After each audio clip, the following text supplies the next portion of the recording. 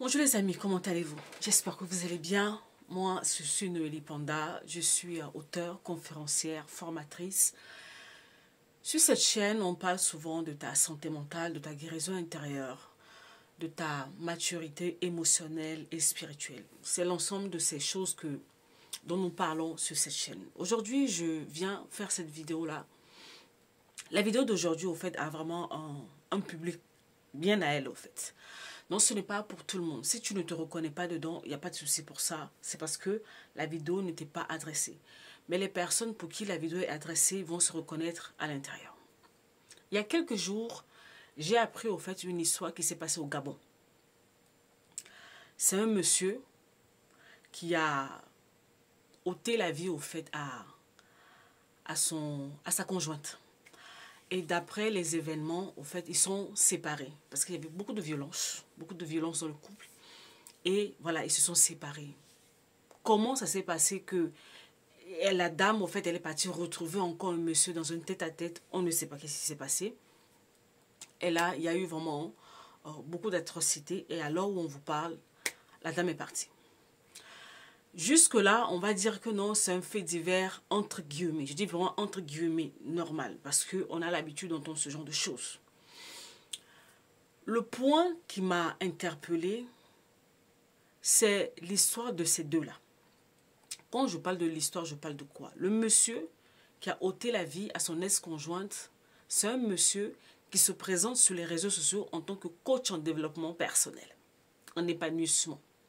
Est suivi par des personnes tous les jours, il fait des publications, il fait un certain nombre de choses. Donc c'est quelqu'un qui s'est positionné sur les réseaux sociaux comme coach en développement personnel. La dame, quant à elle, elle avait une ONG, je dis avait parce que malheureusement, en fait, elle n'est plus là. Elle avait en fait une ONG dans la lutte contre les violences du genre. C'est une femme qui a vécu un certain nombre de choses. Bon, elle a réussi à quitter le monsieur. Elle a créé son ONG pour aider les femmes dans ce genre de situation. Je ne sais pas. Au fait, connaissant les antécédents du monsieur, je ne sais pas comment elle a fait pour se retrouver à tête. Parce qu'avant le décès de la dame, il y a eu vraiment beaucoup de violences physiques, sexuelles, au fait. La dame a été violentée sexuellement. Beaucoup d'atrocités physiquement. Et le résultat a fait que la dame, on l'a ramenée à l'hôpital, mais on n'a plus rien faire pour sa vie. Elle est partie. Et le monsieur, notre bon coach en développement personnel, est toujours là. Peut-être qu'il est au maître des autorités à l'heure où on parle, parce que la famille de la fille a décidé de rendre l'affaire publique. Ce qui me pousse à faire cette sortie, c'est que ça va faire bientôt 10 ans. Vraiment 10 ans par la grâce de Dieu que je suis sur ce terrain en fait de l'accompagnement des gens. Je suis sur le terrain en fait de l'accompagnement, de l'aide à la personne. Au niveau psychologique, émotionnel, spirituel, tout ça va faire bientôt 10 ans que je suis sur ce terrain. Et Dieu sait le nombre de fois où je reçois des messages, des personnes qui viennent me dire, Noélie, j'ai envie de faire comme toi. Noélie, voilà, comment ça s'appelle, j'ai telle capacité, donc je veux faire le métier comme toi. Noélie, comment on fait pour devenir la personne que tu es, c'est-à-dire faire le même type de travail que toi. Moi, je n'ai pas de problème à dire aux gens ce que vous devez faire, les formations que vous devez suivre, en fait.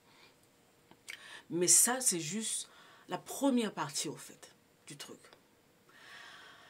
On ne se lève pas comme ça pour rentrer. Tout ce qui concerne l'accompagnement de la personne, on ne se lève pas comme ça pour y rentrer dedans. Là, je parle et pour le monsieur et pour la dame.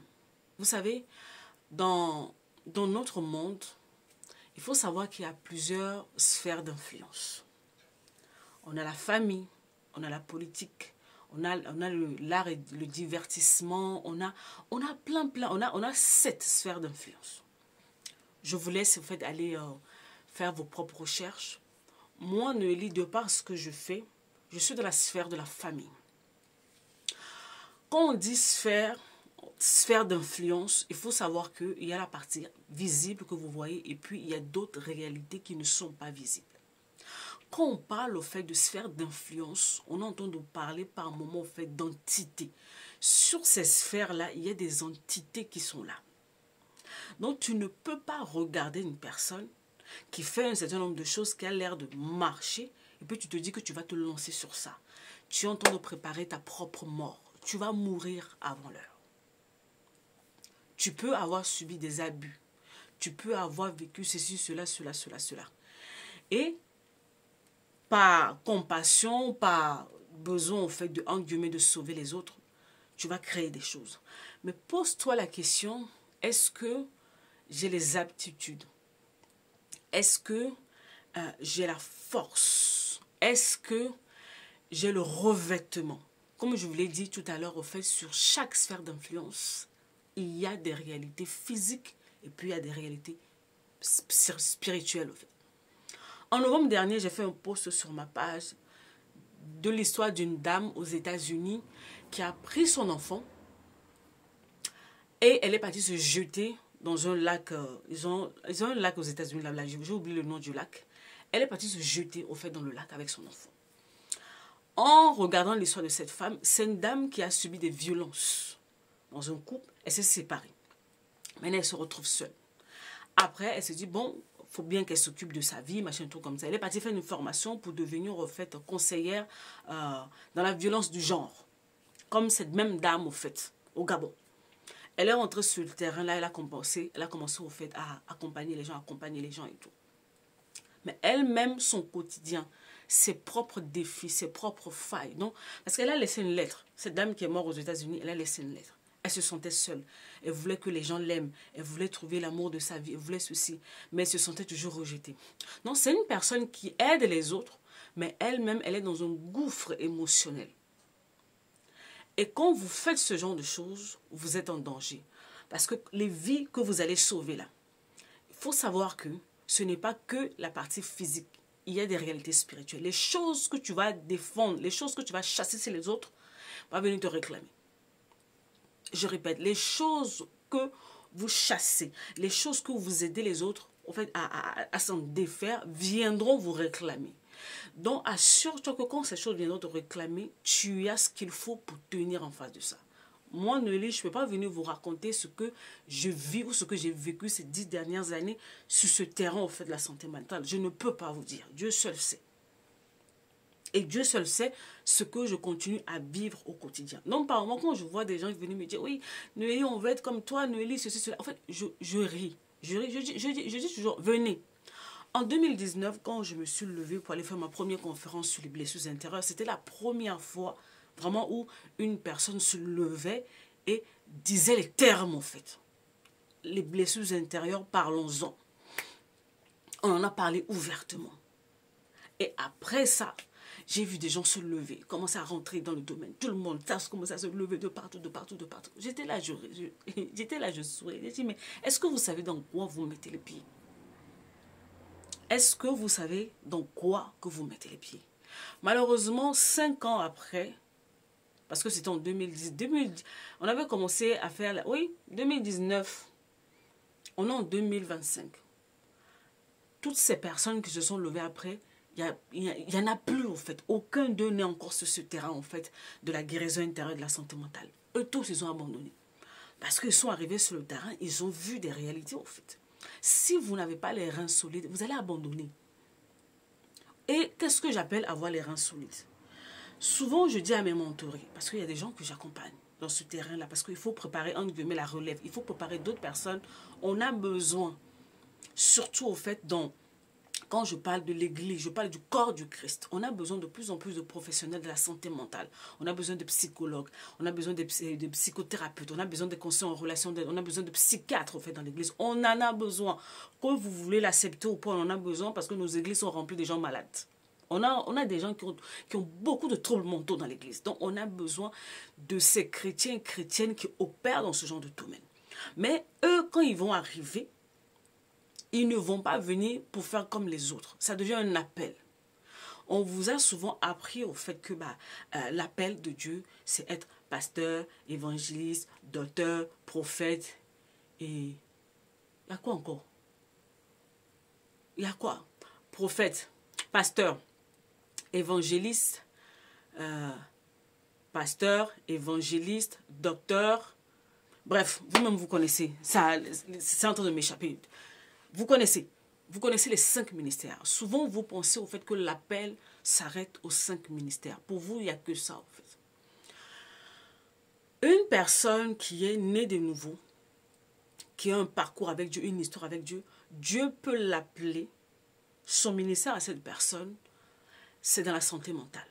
C'est son ministère. Et moi, c'est ça, en fait. Dans le corps du Christ, mon ministère à moi, c'est la santé mentale. Je peux te prendre la Bible, mais quand moi je te prends la Bible pour t'enseigner, je vais t'enseigner avec le filtre de la guérison intérieure, de la santé mentale. C'est ça le mandat que j'ai reçu. Donc pour vous, pourquoi je suis en train de te dire tout ça?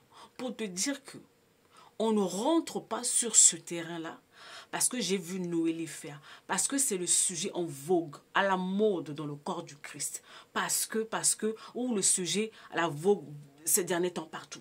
Ce n'est pas comme ça, parce qu'il y a des réalités que vous ignorez. Les choses que tu défends chez les autres viendront te réclamer. Mais est-ce que toi-même, au fait, tu es serein, tu es sereine à l'intérieur de toi? Et ça va vous demander, en tant que personnes qui vont aller au front, de travailler sur vous. Ce n'est pas une histoire de faites ce que je vous dis et ne faites pas ce que je fais. C'est faites ce que je fais. C'est ça. Faites ce que je fais. Donc, quand Dieu te prépare pour opérer dans ce genre de couloir, ce n'est pas juste la connaissance, non. Il y a le vécu qui va avec. Au-delà du vécu, il y a les victoires que tu acquiers, en fait, dans ces choses que tu as vécues. C'est l'ensemble de tout ça qui fait, au fait, ton impact, ton ministère. Quand tu te dis coach, être coach, c'est un ministère. Quand tu te dis que tu es conseiller en relation d'aide, tu es ceci, c'est un ministère. À chaque fois, je dis à mes mentorés, ils me disent, oui, Noélie, j'ai dit, vous êtes en train de rendre ministère. Partout où vous partez, où on vous appelle pour venir au fait parler, dites-vous que vous êtes en plein ministère. Parce que les gens, ils n'ont que la partie visible de l'iceberg. Mais ils ne savent pas ce qui se passe derrière. Nous, on sait que avant de nous lever pour aller nous mettre devant les gens, parce que nos paroles n'ont pas la capacité de changer vos vies, on sait qu'on doit aller prier. On sait qu'on doit avoir un certain nombre de choses pour pouvoir venir. Il y a une puissance qui nous accompagne. Il y a quelque chose qui nous accompagne, qui font que nos paroles, nos actions produisent au fait de l'effet dans vos vies. Mais ça, cette partie-là, en fait, vous ne le voyez pas. Ce qu'on fait souvent sur les réseaux, vous voyez, c'est juste la partie visible de l'iceberg. Le vrai travail se trouve ailleurs. Parler, poser des actes pour qu'une personne qui est dans une prison émotionnelle, psychologique, pendant plus de 30 ans, 40 ans, 50 ans, sorte de là, je vous assure que les paroles ne sont pas suffisantes. Il faut autre chose, en fait. Et c'est là où l'onction arrive en compte. C'est là où le revêtement vient. Et pour avoir cela, tu dois être appelé. C'est-à-dire que tu es au bon endroit. C'est comme si tu étais un ambassadeur, une ambassadrice. Et tu pars en mission, représenter le royaume. Le royaume te donne tout ce qu'il faut pour aller représenter dignement, en fait. Donc oui, c'est vrai qu'on parle, mais nos paroles sont accompagnées de puissance. Et c'est cette puissance-là qui change les vies. Et pour que cette puissance soit à l'œuvre, nous-mêmes, nos vies comptent. Donc pour ces personnes qui s'apprêtent à arriver sur ce terrain, ce n'est pas juste la formation théorique. Regardez à vos vies. C'est ce que je fais avec mes mentorés. Noélie, oui, ok, tu vas aller en formation, tu vas aller te former, te spécialiser dans ce que tu veux, parce que la santé mentale, c'est vague. Tu vas aller te spécialiser et puis tu viens. Quand tu viens maintenant, il va falloir que tu travailles sur toi en tant que personne, en tant que porteuse du message, porteur ou porteuse du message. Nous sommes dans une génération où les gens veulent être devant. On veut être vu, on veut être connu, on veut être acclamé, on veut être partout. On veut avoir des jolies photos, des jolis make-up, les voyages et tout. Mais nos vies derrière nos écrans ne sont pas en conformité avec ce qu'on dit aux gens. Et nous voilà un bon monsieur qui nous parle du développement personnel. qui va aller assassiner une femme parce que la femme a osé le quitter pour violence. Toi, tu es coach en développement personnel et puis tu es violent. Et il y a quelque chose qui ne va pas. Ça veut dire que toi-même, il y a des choses qui ne vont pas dans ta vie, au fait. Et tu veux communiquer quoi aux gens? Dans ce cercle-là où on est, avant de prendre une personne pour modèle, peu importe le domaine. Là, on parle de coach en développement personnel. Ça peut être un coach business, ça peut être un coach de... Peu importe tout ce que tu veux. Ne vous fiez pas juste à ce que la personne vous montre. Cherchez à en savoir plus sur la personne, en fait. Qui est cette personne? Qui est cette personne? Et puis surtout là, je parle vraiment aux chrétiens. Priez. Ayez vraiment la conviction du Saint-Esprit sur cette personne. Sinon, n'y allez pas. À l'ère des réseaux sociaux, les gens peuvent faire des choses par stratégie marketing. On vous présente les choses à l'extérieur, c'est beau, c'est joli, c'est carré. Mais il n'y a pas la vie qui va avec derrière. Alors que c'est la vie de la personne qui te parle qui peut t'impacter. Un coach en développement personnel qui va tuer son épouse, qui va tuer son ex-conjointe parce qu'elle est partie à cause de la violence. Donc, tu as un problème d'insécurité, il y a quelque chose qui ne va pas avec toi dans ta propre histoire. Parce que tu nous dis que non, oui, tout ce que tu as vécu dans ta vie, c'est ça qui te permet de faire ça. Mais en fait, oui, tu as vécu ces choses-là, mais tu n'as jamais cicatrisé, en fait. Il y a des failles, il y a des insécurités en toi. Et toi, tu veux porter les autres. Toi-même, tu n'as pas traversé la rivière, tu veux porter les autres. Voilà ce dont quoi nous sommes, en fait, dans cette génération. On veut que les gens nous écoutent, on veut que les gens nous suivent, on veut que, mais nous-mêmes, on n'a pas de preuves. Ce n'est pas parce que tu as traversé quelque chose que ça te donne la légitimité de venir pour dire que non, moi je vais parler de ça, je vais aider les autres personnes. Toi-même, commence par t'aider toi-même. Sois sûr que tu as déjà traité en guillemets avec tes démons intérieurs. C'est pour ça souvent, vous me voyez, j'essaie d'être plus transparente possible. Moi, Noélie, ma vie n'est pas parfaite. Je vous parle de mes problèmes, je vous parle d'où je viens, je vous parle de mes luttes, je vous parle des choses que je traverse. Pourquoi? C'est pour vous dire que je ne suis pas la personne parfaite qui est devant vous. Au quotidien, j'essaie de travailler sur moi et c'est ce que je vous communique au quotidien. Venez, on travaille ensemble. On travaille sur nos vies, au fait. Parce que moi, j'ai une histoire très lourde, très compliquée. Et je sais que si je ne travaille pas sur moi, je vais faire des dégâts. Je vais faire des dégâts. Donc, je me discipline à travailler sur moi au quotidien. Oui, il y a une période de ma vie où il y a un gros travail qui s'est fait. Mais là, au quotidien, je continue parce qu'il y a des choses en quoi à traiter, au fait. Vous ne pouvez pas dire aux gens d'aller faire des choses et que vous-même, derrière, vous avez des failles, vous avez des insécurités. Vous n'êtes pas vrai. Et vraiment, pour finir, ne venez pas... Il y a des terrains qui sont sensibles. Je vous ai parlé au fait des sphères d'influence. Parmi toutes les sphères d'influence, la sphère la plus compliquée, la plus combattue, c'est celui de la famille. Parce que c'est la base. C'est là où tout commence. Toutes les personnes qui sont dans l'accompagnement, qui s'occupent des couples, qui s'occupent des familles, qui s'occupent de la santé mentale, vous allez voir que la vie de ces personnes-là ne sont pas calmes. Si ce n'est pas eux, c'est leur famille, leurs enfants. Il y a toujours quelque chose. Parce que ce n'est pas une sphère qui est simple, en fait. Et souvent, c'est des réalités que vous ne savez pas. Ne vous engagez pas juste dans les choses pour vous engager. Cette vidéo n'est pas pour tout le monde. C'est pour toutes ces personnes qui aspirent. La formation théorique ne suffit pas. Il y a d'autres réalités qui vous attendent. Si vous n'êtes pas prêt, les entités qui sont sur la sphère vous attendent, en fait. Tôt ou tard, ça va sévir. Ce que tu combats chez les autres viendra te réclamer. Et j'espère pour toi que tu as des personnes derrière toi pour te porter.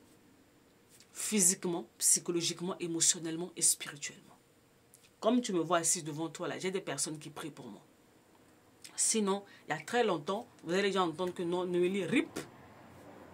Il y a des gens qui prient pour moi. Il y a des moments où, moi, Noélie, je n'ai plus la force de prier.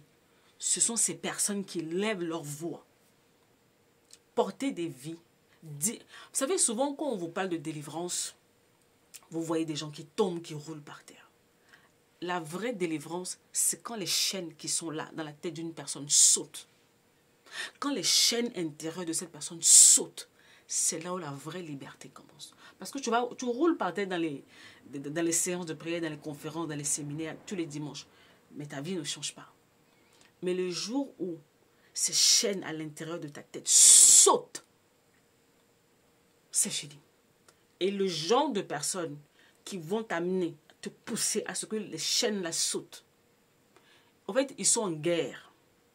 Parce que souvent, quand vous nous voyez, on ne porte pas le titre de pasteur, de prophète, d'apôtre, de tout ça là.